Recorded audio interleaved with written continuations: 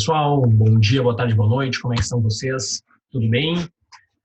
Estamos retornando, pessoal, para mais um vídeo a respeito dos princípios, né, no direito do consumidor. Lembrando, pessoal, que nós estamos fazendo pessoal, uma análise, né, dos princípios conjuntamente com alguns direitos. Tá? Então, obviamente, parece, pessoal, que a gente está visualizando apenas princípios, mas vocês visualizaram aí, pessoal, no princípio anterior, princípio da intervenção estatal, pessoal, que a gente acabou analisando uma série de aspectos também do direito do consumidor. Tá? Então, falamos do princípio, falamos do direito, certo? Deixa eu disponibilizar para vocês, pessoal, um slide, tá? Vai ficar então aqui disponível na tela. Eu vou ficar, pessoal, lá no cantinho, para não ter problemas, né? E vamos então falar um pouco aqui sobre o aspecto então do direito do consumidor. O princípio que eu quero tratar com vocês hoje, pessoal, né, na verdade são dois princípios, né? Deixa eu colocar aqui as nossas uma canetinha aí para a gente fazermos alguns destaques. Tá? Então, o primeiro princípio, pessoal, é o princípio da continuidade dos serviços públicos. Tá? Nós já chegamos a tratar, pessoal, desses princípios quando nós falamos, né, do aspecto inicial, pessoal, dos serviços públicos. Tá? Salvo engano, pessoal, quando nós chegamos a falar, né, efetivamente, pessoal, sobre a caracterização ali dos serviços públicos, da intervenção estatal, pessoal, né, que foi uma das nossas primeiras matérias, nós falamos um pouco, pessoal, rapidamente, na verdade, sobre esse princípio. E, obviamente, pessoal, é importante, né, de fazer esse registro, recuperar, pessoal, esse registro, num sentido, pessoal, de que o serviço público, ele está adstrito, pessoal, também ao CDC, né, ao Código de Defesa do Consumidor. Mas, claro, pessoal, que nós temos que tomar um certo cuidado, porque não é todo e qualquer serviço público, pessoal, que está adstrito ao CDC. Se nós recordarmos, pessoal, né, o que nós falamos inicialmente, falamos num primeiro momento, é que o serviço público que está adstrito ao CDC, pessoal, é aquele remunerado, ou melhor dizendo, aquele que é contraprestado, pessoal, a partir de tarifa. Tá? Ou seja, que é literalmente, pessoal, o serviço público sui generis, tá? Ou seja, um serviço público, pessoal, que ele é prestado através de delegação, através de uma situação de delegação ou através da concessão pública, certo? É o caso, por exemplo, pessoal, da telefonia, é o caso, por exemplo, da energia elétrica, do transporte público, da manutenção de rodovias, por exemplo, que são concedidos, certo? Muito bem. Mas nós vamos ter, pessoal, alguns serviços públicos, né, que são serviços públicos característicos, né, ou chamados de serviços públicos próprios, que aí, pessoal, nós não teremos exatamente essa vinculação com o CDC. Por exemplo, nós não conseguimos aplicar, pessoal, o Código de Defesa do Consumidor quanto ao serviço, por exemplo, de fiscalização da prefeitura. Tá? Serviço de fiscalização do Estado. Tá? Aí, óbvio, pessoal, que eu não tenho como aplicar o CDC. Paguei uma taxa para a prefeitura e a prefeitura não veio fiscalizar a minha construção, não veio fiscalizar o meu imóvel, não veio fiscalizar o meu empreendimento. Não posso utilizar o CDC, obviamente. Por quê? Porque nesse caso, pessoal, nós estamos falando de serviços característicos, serviços próprios da administração pública, que, inclusive, não são passíveis de concessão. Tá bem? Tranquilo? Muito bem, pessoal. Então, todos aqueles serviços que são passíveis de concessão, pessoal, que são passíveis de serem, digamos assim, explorados economicamente, pessoal, por terceiros, né, e que obviamente são remunerados por tarifas, obedecem, pessoal, esse critério de continuidade do serviço público, tá bem? Então, é importante observar esse aspecto, tá? E aqui, pessoal, nós temos, então, né, no primeiro item, né? Então, a continuidade do serviço público, pessoal, impede a interrupção de sua prestação, salvo em situações excepcionais admitidas pela ordem jurídica. Tá? Isso quer dizer, pessoal, não pode se interromper o serviço público. Tá? Por quê? Porque, obviamente, não é um serviço, digamos assim, pessoal, um serviço sui generis, um serviço, digamos assim, pessoal, um serviço sem qualquer característica sui generis que é oferecido na sociedade, como, por exemplo, o comércio. Não.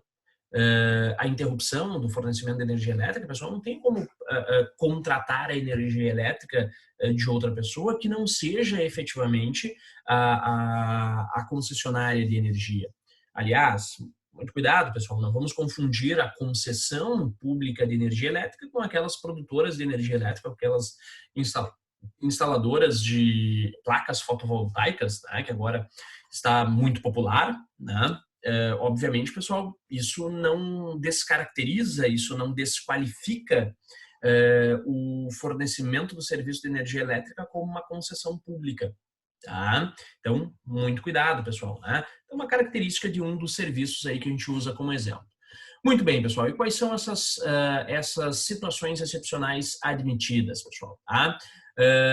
Essas situações, elas estão aqui embaixo, pessoal. Olha só, não se caracteriza como descontinuidade do serviço a sua interrupção em situações de emergência ou após prévio aviso. Então, situações, pessoal, obviamente para manutenção, obviamente, pessoal, por conta de emergência, uma situação de um acidente, enfim, né, que possa colocar em risco, pessoal, né, a própria ordem técnica e segurança das instalações, que está observado, pessoal, então motivada por razões de ordem técnica ou de segurança das instalações, certo? E também, pessoal, quando nós temos o inadimplemento, tá, por parte do usuário. E aí, obviamente, pessoal, né, nós chegamos a observar, quando falamos sobre o serviço público, falamos, pessoal, que é possível, efetivamente,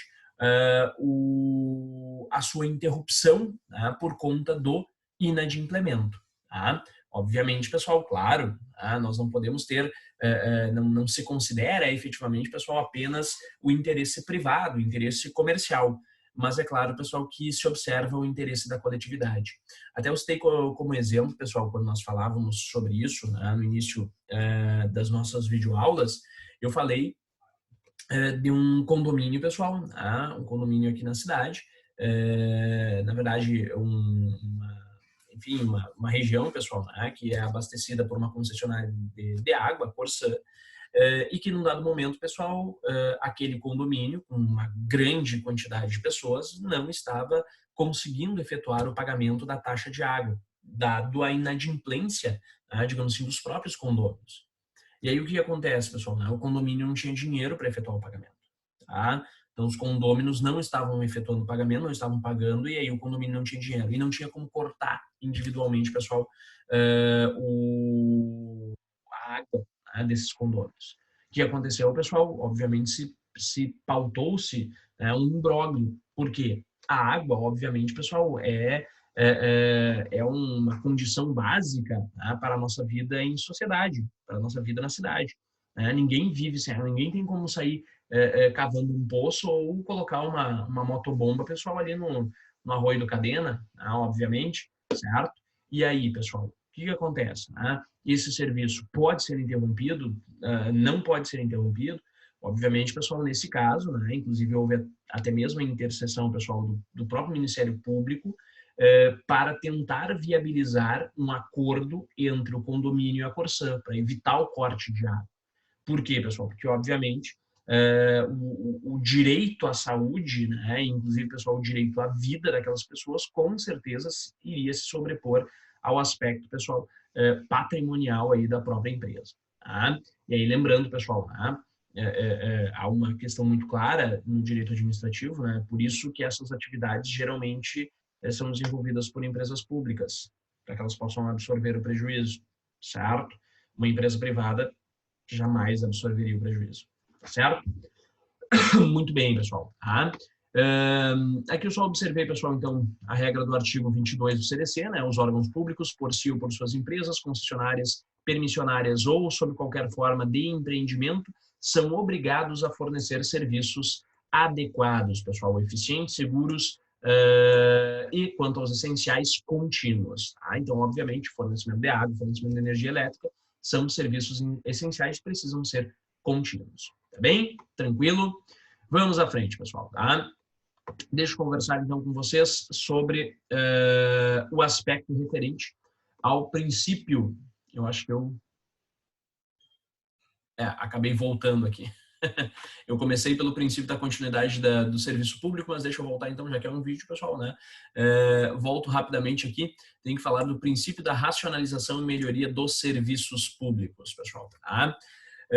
Esse princípio, ele vai determinar, pessoal, obviamente, aqui por conta do artigo 4º, tá? No inciso 7, pessoal, tá? Acabei não colocando também no slide aí, mas peço que anotem, né? Artigo 4º, inciso 7.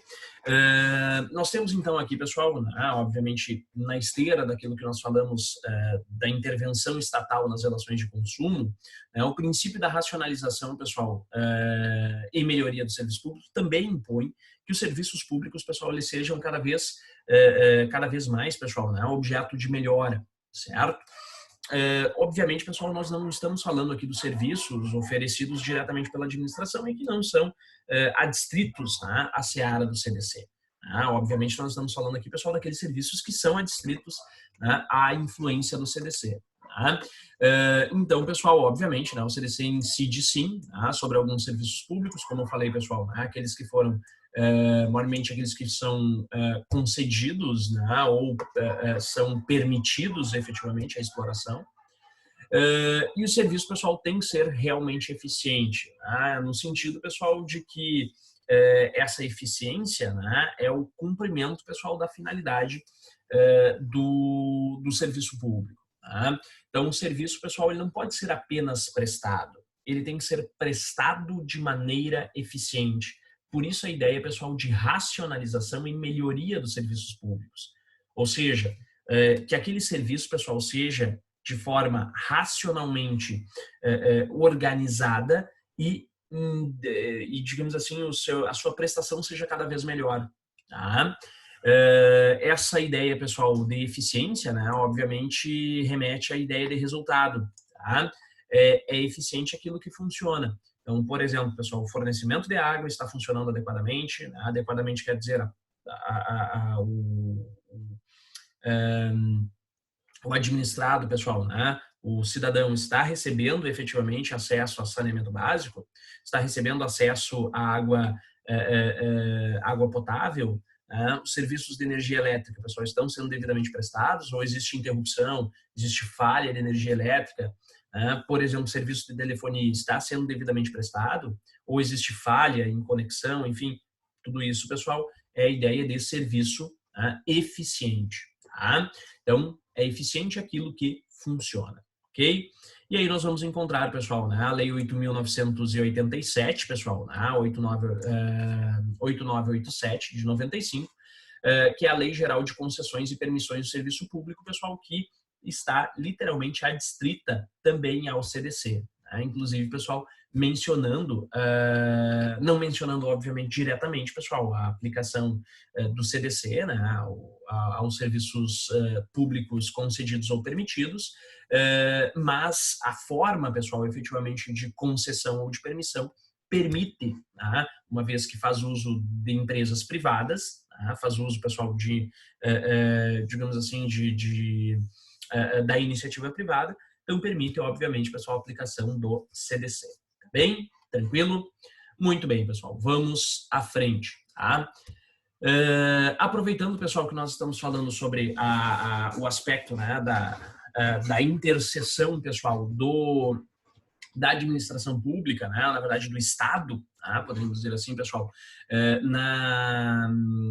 no direito consumidor. Tá, falamos, pessoal, no vídeo anterior da intervenção estatal, tá, falamos agora, pessoal, da racionalização de serviços públicos. Eu quero observar, então, pessoal, com vocês alguns direitos básicos, tá, que aí nós já saímos um pouco, pessoal, do artigo 4º e vamos para o artigo 6º, tá, do CDC, certo? E aí, o primeiro dos direitos, pessoal, que me representa, que tem muito a ver com a intervenção estatal, pessoal, na verdade, é uma das razões para a intervenção estatal no próprio direito do consumidor, é uma das razões efetivas do direito do consumidor, pessoal, tá, é o direito à vida, à saúde e à segurança. Tá? Ou seja, o Estado, pessoal, ele resolveu fiscalizar efetivamente digamos assim, ele resolveu fiscalizar a relação de consumo, pessoal, muito por conta da segurança, da ideia de segurança, da ideia de cuidado com a vida, com a saúde do consumidor. Tá? O direito consumidor, pessoal, ele não se volta apenas para o aspecto patrimonial, como talvez, pessoal, nós visualizamos no direito civil. Não. O direito consumidor, pessoal, ele também envolve aspectos de saúde pública, aspectos, pessoal, de segurança pública. Bem? Tranquilo? Muito bem. E aí, pessoal, nós temos então aqui, como uma regra do artigo 6º, inciso 1, a proteção à vida, à saúde e à segurança contra os riscos provocados por práticas no fornecimento de produtos e serviços considerados perigosos ou nocivos. Tá?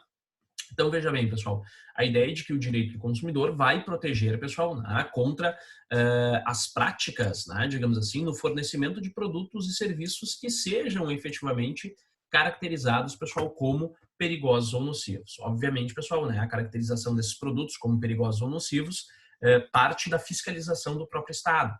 Visualizamos, pessoal, o sistema, o nosso Instituto Nacional de Metrologia, por exemplo, que estabelece níveis de risco. Tá? Assim como nós temos, pessoal, outras instituições que também acabam fazendo essa verificação. Certo? Esses objetivos, pessoal, obviamente o direito à vida, saúde e segurança, pessoal, estão dentro dos objetivos da política nacional de relações de consumo. Então, a dignidade do consumidor, a vida, saúde e a melhoria da qualidade de vida do consumidor. Algumas medidas adicionais, pessoal, que nós vamos encontrar, obviamente medidas adicionais além dessas 4 aqui, de dignidade, vida e saúde e melhoria da qualidade de vida, são um aspecto, pessoal, principalmente da responsabilidade objetiva do fornecedor, onde, obviamente, nós não vamos mais perquirir em algumas situações, como, por exemplo, pessoal, aquelas do artigo 12 e artigo 14 do CDC, especificamente, pessoal, responsabilidade pelo fato, não pelo vício, pelo fato do produto e do serviço, aonde, obviamente, o consumidor, pessoal, ou melhor dizendo, o fornecedor, ele vai ter responsabilidade independentemente, pessoal, de culpa ou dolo. Ele vai ter responsabilidade. Por quê? Porque ele colocou o produto ou o serviço no mercado de consumo, certo? Nós vamos falar disso mais adiante, ok? Então, são medidas, aqui, pessoal, nós temos uma medida adicional a essa proteção à vida, à saúde e à segurança. E também, pessoal, nós vamos observar aqui, se eu não me engano, pessoal, no artigo 56 do CDC, do Código de Defesa do Consumidor, 56 aqui, que prevê, pessoal, algumas penas, como, por exemplo, apreensão, inutilização de produtos, proibição, pessoal, de fabricação de produtos, suspensão de fornecimento, cassação de registro, pessoal, revogação da concessão ou permissão por uso inadequado, ou insegurança do produto ou serviço. Até, inclusive, eu acho que nós já chegamos a visualizar, pessoal, essas medidas na intervenção estatal, no vídeo anterior. Essa medida, pessoal, ela também é uma medida adicional a este aspecto, pessoal, de proteção à vida, saúde e segurança do consumidor. Tá bem? Tranquilo, pessoal? Muito bem. Ainda, pessoal, no tocante ao direito à vida, saúde e à segurança, eu gostaria de chamar a atenção aqui de vocês. Deixa eu colocar meu vídeo de volta lá para cima, pessoal, lá no cantinho, vou tapar só o CDC aqui do lado. Continuamos falando do artigo 6º, parágrafo do inciso 1º. Quero falar, pessoal, dos artigos do artigo 8º, o 9º, pessoal, e o 10º do CDC. Por quê? Porque eles contêm, pessoal, medidas adstritas a produtos caracterizados como nocivos ou caracterizados como perigosos. Então, nós vamos encontrar, por exemplo, pessoal, produtos e serviços colocados no mercado de consumo não acarretarão risco à saúde ou segurança dos consumidores. Então, obviamente, pessoal, a regra do artigo 8º, ela está diretamente vinculada, pessoal, ao que determina o artigo 6º, inciso 1. Claro, pessoal, aqui nós vamos observar que existe uma exceção, então, exceto os considerados normais e previsíveis, então, aqueles produtos, pessoal, que tenha efetivamente um risco normal e previsível, pessoal, em decorrência da sua natureza ou da sua fruição. Então, claro, pessoal, existem alguns produtos, existem alguns serviços que possuem efetivamente, pessoal, um risco natural envolvido. E aí, claro, para este aspecto, nós vamos encontrar, pessoal, esse risco naturalmente envolvido. Então, aqui, pessoal, inclusive, essa regrinha, pessoal, do artigo 8º está relacionado, pessoal, né, essa regra do artigo 8º aí do CDC, está relacionado, pessoal, com o princípio da harmonização, tá? Que nós vamos visualizar, pessoal, nos próximos vídeos. É o próximo princípio que nós vamos visualizar, tá? Logo depois de visualizar aí alguns direitos aqui, alguns direitos básicos do consumidor. E aí, veja bem, pessoal, né? O que acontece? Quando nós falamos em harmonização, aqui nós estamos falando, pessoal, da harmonia entre a saúde e a segurança do consumidor, obviamente, pessoal, com o desenvolvimento tecnológico. É óbvio, pessoal, que existe um determinado risco que precisa ser absorvido pelo consumidor, tá? Então, a regra é, pessoal, que o produto e serviço, né, colocado no mercado de consumo, ele não acarrete riscos, tá? Mas existem determinados produtos e serviços que sim, pela sua natureza, pela sua constituição, têm efetivamente, pessoal, um risco intrínseco, tá? A sua composição, ao seu uso, tá bem? Então, artigo 8º, pessoal, né, também se vincula bastante ao princípio da harmonização, né, que harmoniza, que equilibra, pessoal, o direito do consumidor, ou, na verdade, a proteção à vida e à saúde do consumidor com o desenvolvimento econômico.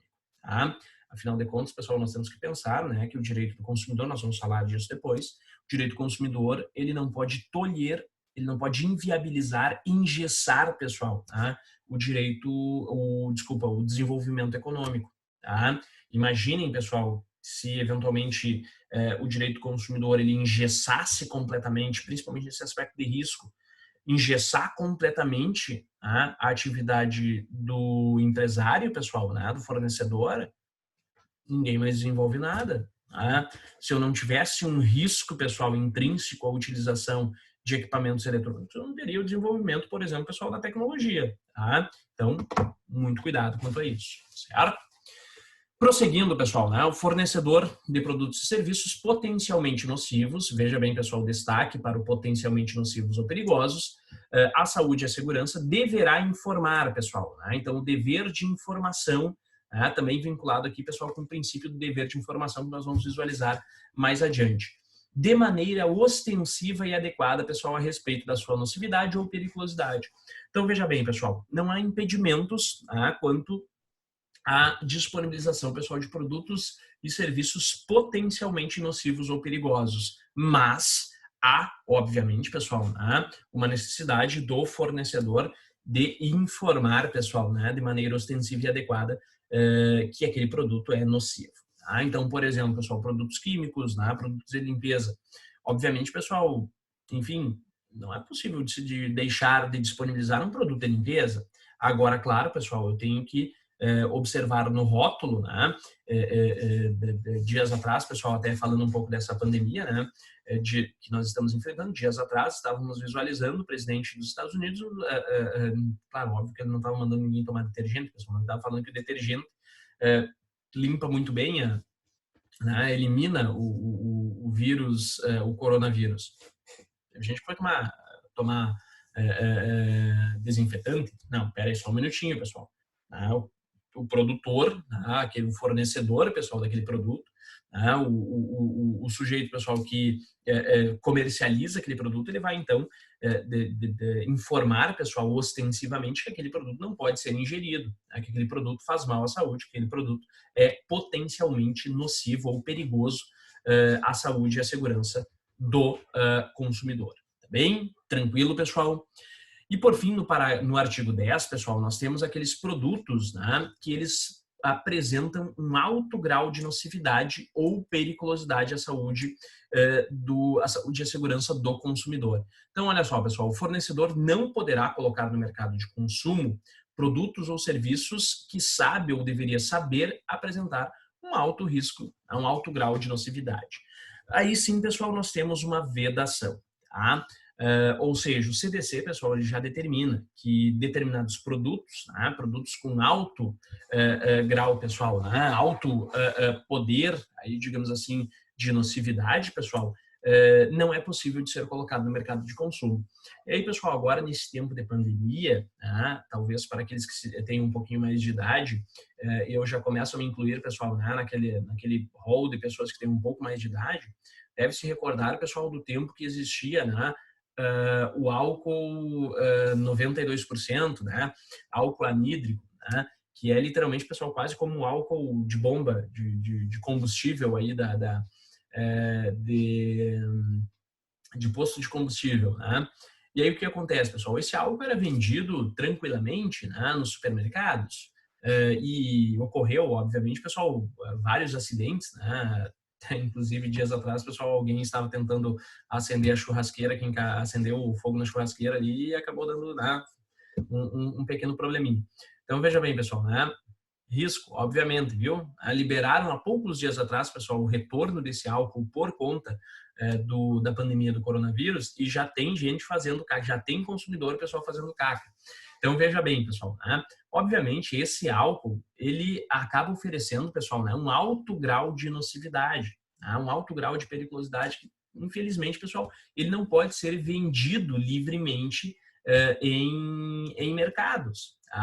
Então, por conta disso, pessoal, digamos assim, esse produto ele não pode ser colocado no mercado, pessoal, de maneira livre.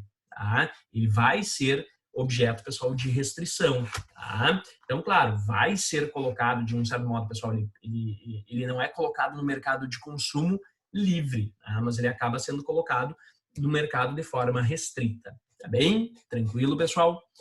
Muito bem. O fornecedor, pessoal, de produtos e serviços, e aqui vem uma medida, no parágrafo 1º do artigo 10 do CDC, pessoal, então o fornecedor ele não pode colocar, pessoal, no mercado esses produtos, nem serviços. Mas se ele eventualmente colocar, pessoal, ele literalmente, pessoal, quando ele tiver conhecimento da periculosidade que o produto ou o serviço apresenta, pessoal, ele deve comunicar o fato imediatamente, pessoal, às autoridades e aos consumidores, pessoal, mediante anúncios publicitários. E aí, claro, pessoal, não são aqueles anúncios publicitários simples, é amplamente anunciado, ou seja, pessoal, tem que, digamos assim, disponibilizar esse anúncio publicitário, pessoal, em todos os mercados, pessoal, não estou falando, obviamente, de estabelecimento, estou falando, pessoal, obviamente, de localidade, todos os mercados aonde foi disponibilizado aquele produto ou aquele serviço.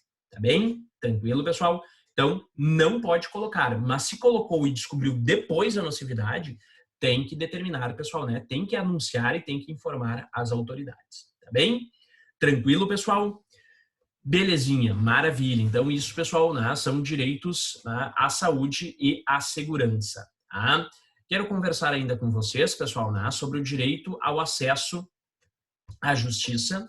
Então, obviamente, pessoal, também um direito básico do consumidor e que também está relacionado, pessoal, com aquele aspecto de intervenção estatal. Por quê, pessoal? Porque, obviamente, ao garantir acesso à justiça, o Estado, pessoal, ele também está intervindo, também está praticando, pessoal, uma intervenção aí no direito do consumidor, ou melhor dizendo, nas relações de consumo. Então, o artigo 6º, inciso 7, pessoal, então nós pulamos lá do 1 para o 7, determina, é direito básico do consumidor o acesso a órgãos judiciários e administrativos com vista à prevenção ou reparação dos danos patrimoniais e morais, individuais, coletivos, difusos, assegurada a proteção jurídica, administrativa e técnica aos necessitados. E aí nós vamos encontrar, pessoal, a partir da Política Nacional de Relações de Consumo, nós temos aqui, pessoal, 4 itens. Primeiro, pessoal, a manutenção da assistência judiciária gratuita, pessoal, a instituição, ou a criação, pessoal, de promotorias de justiça e defesa do consumidor. Aqui em Santa Maria, por exemplo, pessoal, nós temos a promotoria, pessoal, de defesa comunitária, que é responsável por esse aspecto de defesa do consumidor. A criação, pessoal, de delegacias de polícia especializadas para isso, obviamente, pessoal, que inclusive atuando conjuntamente, pessoal, com os PROCONs, e também, pessoal, a criação de juizados especiais e varas especializadas para a solução de litígios do consumo. Na verdade, inclusive, pessoal, nós tivemos os próprios juizados especiais cíveis, né, foram criados justamente, pessoal, para atender a demanda de consumidores. Tá? Tranquilo? Então, é literalmente o critério aí de acesso à justiça para o consumidor. Tá bem? E também, pessoal, né, como terceiro direito básico, pessoal, que está relacionado com o princípio da intervenção estatal, né, o direito, né, à inversão ao ônus da prova. Tá? Então, um direito, pessoal, que obviamente conta com o papel do Estado, através do processo, não necessariamente, pessoal, do processo civil, né, pode ser a partir... na verdade, pessoal, o processo civil. Tá? Por quê? Porque o CDC ele se vale, pessoal, do processo civil para aplicação, digamos assim, das suas regras. Tá? E aí nós vamos encontrar, então, pessoal, a partir do artigo 6º, inciso 8, vou vir aqui para o meio. Tá? Inciso 8, pessoal, nós vamos encontrar, então, esta determinação. Então, direito básico do vulnerável, pessoal, a facilitação da defesa de seus direitos, inclusive com a inversão do ônus da prova. Tá? Essa facilitação, pessoal, obviamente não digamos assim, a garantia de que o consumidor ele sempre vai ter, digamos assim, pessoal, razão, sempre vai ter, digamos assim, sempre vai contar com a proteção do juiz. Não é isso, pessoal. Tá? Obviamente, existem medidas processuais específicas, pessoal, que acabam sendo devidamente consideradas, pessoal, para o caso, tá? Para aquele caso prático, certo? A inversão do ônus da prova, pessoal, é uma delas, certo? A seu favor no processo civil, quando a critério do juiz for verossímil a alegação ou quando ele for hipossuficiente, tá? Segundo as regras ordinárias de experiência. Experiência de quem? Do juízo. Tá? E aí, pessoal, nós vamos encontrar, por conta disso, deixa eu subir um pouquinho aqui o vídeo, tá? Duas formas de inversão do ônus da prova. Tá? Essas duas formas, pessoal, e aqui é importante, tá? Porque são medidas, a inversão do ônus da prova, pessoal, são medidas bem pontuais, tá? Para o direito do consumidor e especialmente quando vocês estiverem atuando, pessoal, em benefício do consumidor. Tá? Primeiro, pessoal, que não é sempre que a gente tem a inversão do ônus da prova, vamos com cuidado, pessoal. Tá? Primeiro, inversão ob judicis, pessoal. Tá? A inversão ob judicis, ela literalmente, pessoal, parte de uma determinação judicial. Tá? Nesse caso aqui, nós estamos falando, pessoal, de uma situação onde o juiz vai determinar, pessoal, a inversão do ônus da prova, tá? Desde que o consumidor seja hipossuficiente ou seja verossímil a sua alegação. É o que acontece, por exemplo, pessoal, na responsabilidade por vício do produto, tá? Artigo 18 do CDC, beleza? Então, na verdade, aqui, pessoal, é o juiz que vai inverter o ônus da prova. Não é uma situação automática, pessoal, uma situação onde nós vamos encontrar efetivamente uma inversão determinada pela lei. Não, é o juiz, obviamente a inversão do ônus da prova nesse caso, pessoal, ela é garantida por lei, mas quem vai decidir se inverte ou não, pessoal, é o juiz. Tá bem? Tranquilo? Agora, diferentemente, pessoal, nós temos a chamada inversão ob legis. Na inversão ob legis, pessoal, a inversão do ônus da prova decorre da lei, certo? É o exemplo, pessoal, né, que nós temos, né, na responsabilidade pelo fato do produto ou do serviço, artigo 12 e 14 do CDC. Neste caso, pessoal, a inversão do ônus da prova é estabelecida pela lei, tá? Não existe, pessoal, o juiz não vai escolher, né, efetivamente, pessoal, se ele inverte ou não. Não, o artigo está determinando, tá? A responsabilidade objetiva sobre o fato do produto ou do serviço. Então, automaticamente, pessoal, inverte-se o ônus da prova, independentemente, pessoal, da vontade ou do entendimento do juiz. Tá bem? Tranquilo, pessoal? Muito cuidado, então, com essas duas situações. Tá? A inversão do ônus da prova, pessoal, que ela é garantida, né, pelo artigo 6º, inciso 8 do CDC, pessoal, é literalmente a inversão ob judicis, tá? Ou seja, aquela inversão, pessoal, estabelecida pelo juiz. Tá bem? A inversão ob legis, pessoal, é essa que nós temos no artigo 12 e artigo 14 do CDC e também, pessoal, aquela lá do artigo 103 do CDC. Tá? Prosseguindo aqui, pessoal, quero observar com vocês, então, tá? Dois aspectos. Primeiro, pessoal, requisitos para inversão. Tá? Os requisitos para inversão, pessoal, né? Essa inversão aqui do inciso 8 do artigo 6º do CDC. Primeiro, verossímil a alegação do consumidor. Tá? Então, na verdade, pessoal, são dois requisitos, literalmente, pessoal, né? Que são opções. Tá? Ou o juiz, pessoal, verifica que a alegação do consumidor, pessoal, é verossímil, ou ele verifica que o consumidor é hipossuficiente. Tá? Lembrando, pessoal, que existe uma diferença entre vulnerabilidade e hipossuficiência. Tá? O aspecto da vulnerabilidade, pessoal, é uma presunção legal estabelecida para o consumidor, pessoal, em direito material, na relação de consumo. Então, presume-se, pessoal, que eu sou vulnerável. Tá? E aí nós temos todas aquelas vulnerabilidades que nós já falamos, pessoal, anteriormente, né? Falamos lá no princípio da vulnerabilidade, pessoal, né? Vulnerabilidade informacional, vulnerabilidade jurídica, vulnerabilidade econômica, né? Vulnerabilidade administrativa, certo? Então, aquilo é vulnerabilidade. Aqui, pessoal, nós temos que falar de hipossuficiência. Por exemplo, dificuldade de inversão do ônus... dificuldade na produção de prova. Tá? Então, sim, pessoal, geralmente o consumidor ele vai ter dificuldade de produzir a prova, certo? Ele tem dificuldade, pessoal, né, de fazer a produção daquele elemento de prova. Então, provavelmente, pessoal, o juiz vai considerá-lo como hipossuficiente e, por conta disso, pessoal, vai determinar a inversão do ônus da prova. Por quê? Porque ele, consumidor, é hipossuficiente. Mas observem, pessoal, tá? A hipossuficiência, ela é garantida, volto a dizer, tá? Da mesma forma, pessoal, que eu falei ali atrás da inversão do ônus da prova, né? Nesse caso, a condição de hipossuficiência ela é garantida por lei, ela é prevista na legislação. Mas quem decide se o consumidor é hipossuficiente ou não é o juiz. Por exemplo, o juiz, pessoal, jamais vai determinar, pessoal, que um advogado, por exemplo, é um hipossuficiente jurídico. Tá? O advogado não tem como dizer, pessoal, que ele foi engrupido, tá? Que ele foi enganado, pessoal, por um contrato. Por quê? Porque ele tem conhecimento. Sujeito à informação técnica. Tá?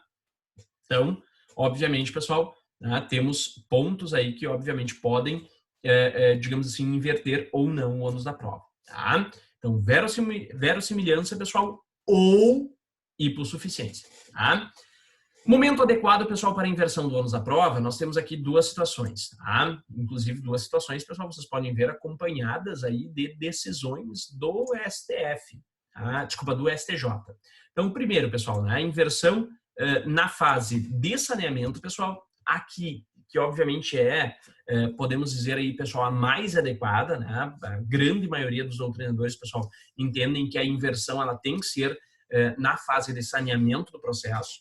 Por quê, pessoal? Porque aí permite ao fornecedor que ele efetivamente produza a prova, pessoal, e evita-se maiores discussões quanto, digamos assim, quanto a nulidades processuais, o que podem, obviamente, levar a perda de tempo, perda de dinheiro, pessoal, né, por conta do consumidor.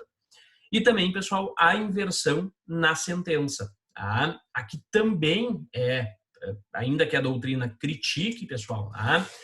Também é aceita pelo STJ, pessoal. Tá? Acabei não constando aqui STJ, mas aqui está o número dos RESPs, tá, pessoal? Dos recursos especiais, certo? A inversão, pessoal, na sentença, ela se baseia na ideia, pessoal, de que a inversão do ônus da prova é matéria decisória, é matéria de decisão. E sendo uma matéria de decisão, pessoal, obviamente ela vai ser decidida na sentença, tá bem?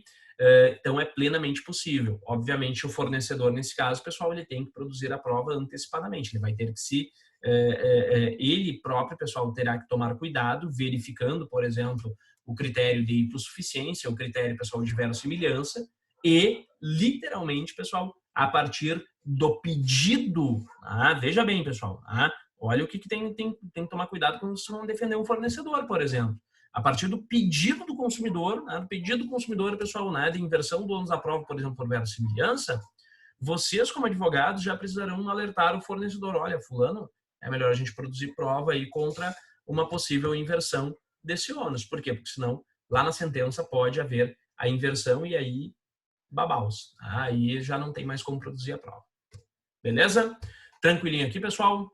Muito bem. Então, fechamos este videozinho por aqui, pessoal. Né? E voltamos aí nos próximos para mais algumas aulas nesse sentido. Tá? Até mais. Um grande